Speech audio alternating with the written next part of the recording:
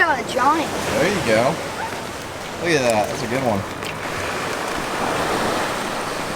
There we go. Filling up pretty good. Good morning, ladies and gents, boys and girls. Welcome to the video. It's your boy Juno Ryan, coming back at you with another one. In today's video, we're going to be making a very easy to build, very easy to use live bait tank to catch you some live bait, put it in there, keep it alive, and then hopefully catch some fish. So, hope you guys are excited. It's going to be a great video.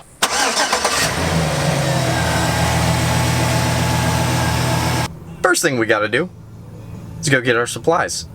So let's go get them. Oh, man. I don't know if driving and cameraing is the best idea. This fine establishment, we're doing our best to contribute to the downfall of American small business.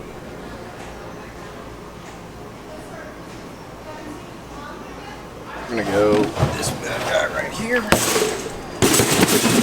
And we'll see in a minute why I'm not going with the wheeled one. Two of these guys. And one of these big boys.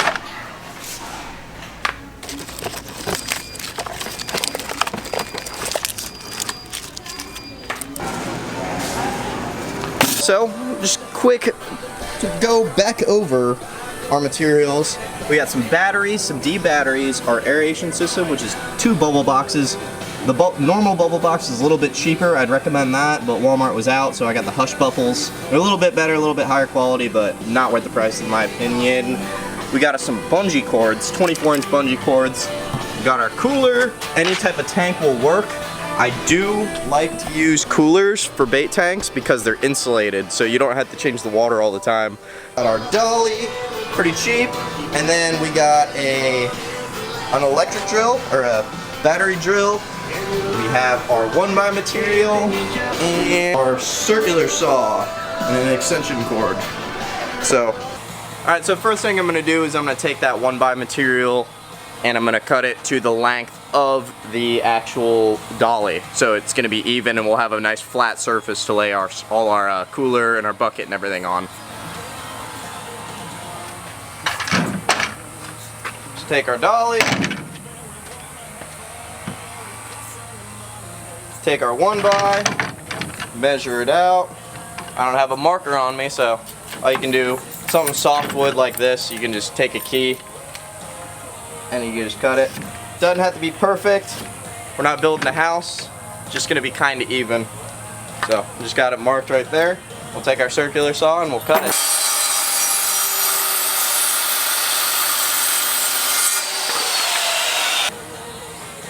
Just like this. And now you see, it's all lined up. We're gonna do that. I'm not sure yet, depending on how much wood I have, whether I'll just plank it out or we'll line the entire thing. But it'll be nice, it'll be much more even than having the cooler sit there and be rocking back and forth.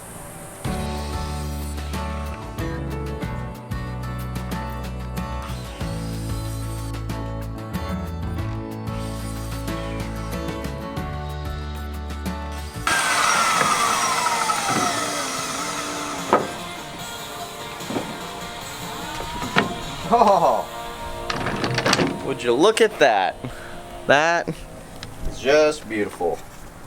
Fits perfectly. Now, all I'm going to do is I'm going to take some drywall screws. These guys right here, they're not too big. Or this soft wood, so they're not going to split this soft wood. Measures out. Should work. We're going to go ahead and screw them in.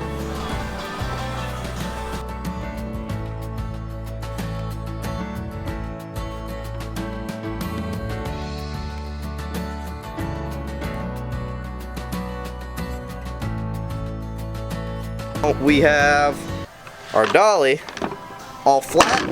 Everything's pretty level for the most part. So the coolers and our bucket are going to sit much more level and not worry about anything falling through. So it'll sit like this, kind of like this, sideways, or we can sit it like this. However, we won't have room for a bucket, and a lot of the places I'll be using a bucket to fill the cooler up with water.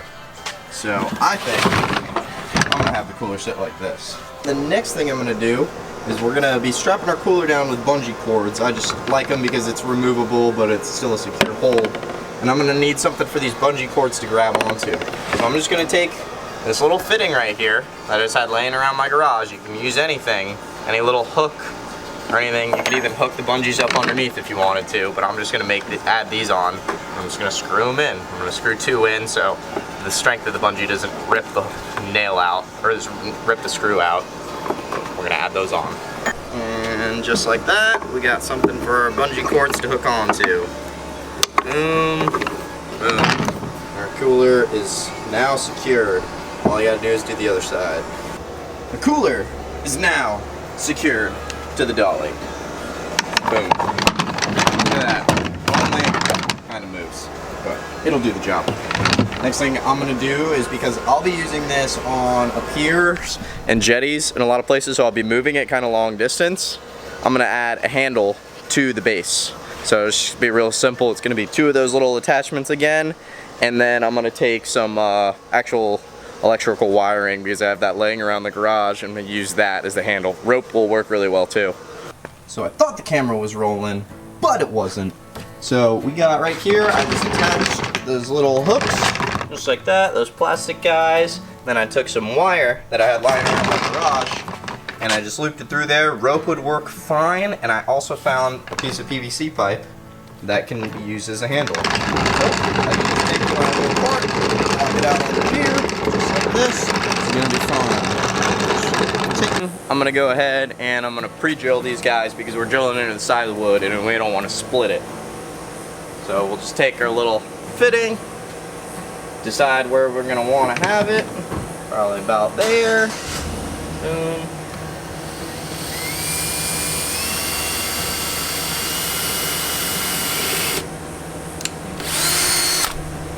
About there. And then the next one will be about there. We'll add our fittings.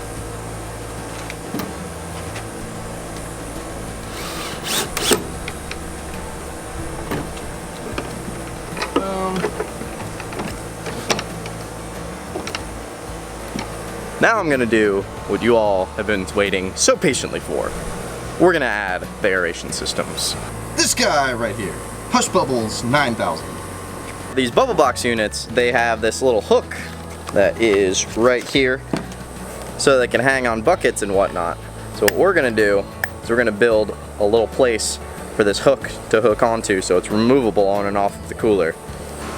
So what I'm gonna go ahead and attach to the cooler is the outer portion of a piece of wire. This guy right here will make a perfect strap. I'm gonna use a little 1/4-inch screw, so I don't screw all the way through the cooler, just enough to grab onto the plastic. It doesn't have to be extra strong, because all it is doing is supporting the weight of the bubble box. Now that we got these attachments on, I also went ahead and reinforced the hinges on the cooler, because these lids always fly off. We got the attachments on there. Our bubble box sits right on the cooler. Now I'm gonna go ahead and drill a hole, because there's a hose that runs from the bubble box to the aeration stone. So I'm going to take a hole, drill a hole through the cooler right about here, and that hose will run through. And drilled our holes right here and right here, and they go all the way through to the other side, to the inside of the cooler. So now our hoses can go inside the cooler where all our bait is. I went ahead and brought you guys into the shade because it was way too hot out there for you all. I know you're probably sweating pretty good. I was good, but you know, I wanted to do it for you guys. So what I'm doing now is I'm setting up these bubble boxes. Just unscrewing the back. I got to put the batteries in and then set up the hoses. Just unscrew this bad boy.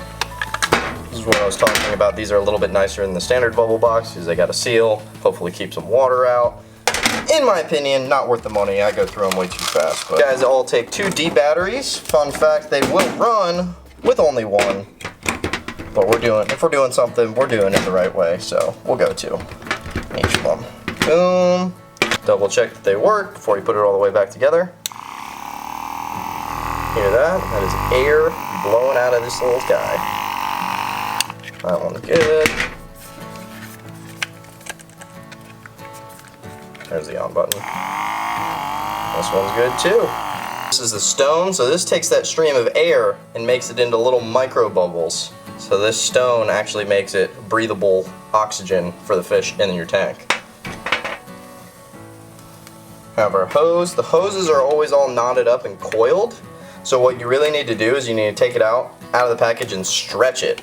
So just stretch it out, get a little bit hot just with some friction from your hands. When you stretch it out, it allows it to sit straight up and down in the tank and allows the air stone to be at the bottom, because otherwise when it's coiled, that hose is going to coil back up on itself, and your stone will be sitting at the very top and only aerating part of your water. You want the stone sitting at the bottom. Into the hose. Also, side note, these stones are very fragile, so you just got to be careful. They will shatter and then you'll have to go buy replacements. Then we're going to take this little lead piece that comes with it. This just gives it a little bit of weight, helps it get to the bottom.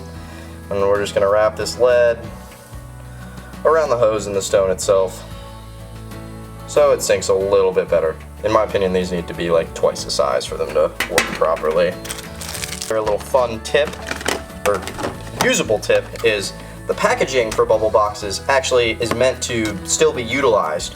So what you want to do is you want to take your bubble box and put it back in the packaging, but this time it's upside down from how it was.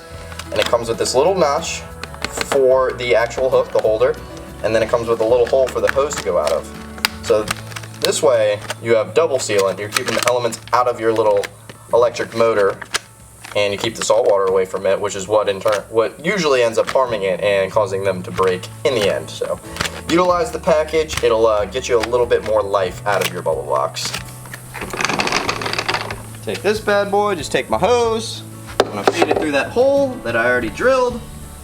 Feed it right through there. Close that bad boy up.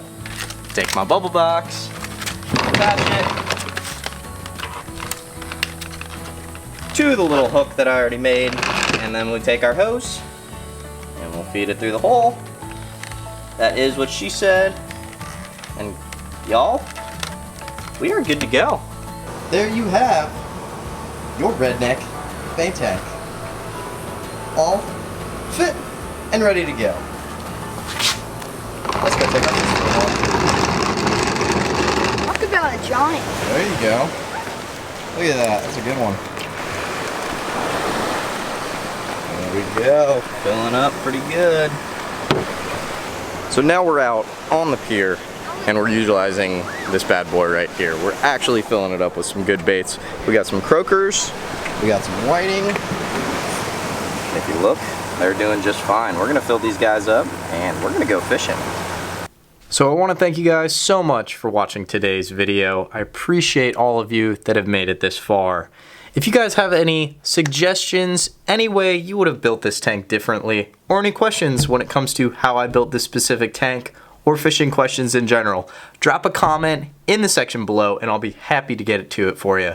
Until that next video, y'all, hope you can get on some fish. Later.